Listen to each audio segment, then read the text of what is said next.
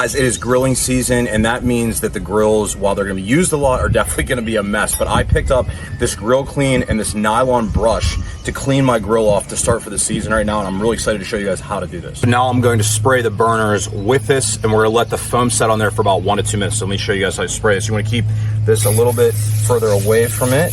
Make sure you're totally covering this with all the foam, like that.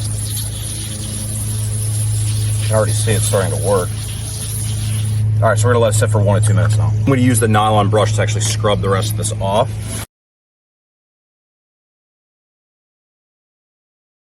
So much cleaner than when I first started it. A lot of it actually came off on that first spray. So if you're somebody that loves grilling, just like me, you're gonna be using your grill all summer, you gotta pick this up because there's nothing worse than having a piece of meat or steak or something come off the grill that just doesn't taste right because it's caked with other ash from other food. So go get yours right now. Grill Clean is amazing.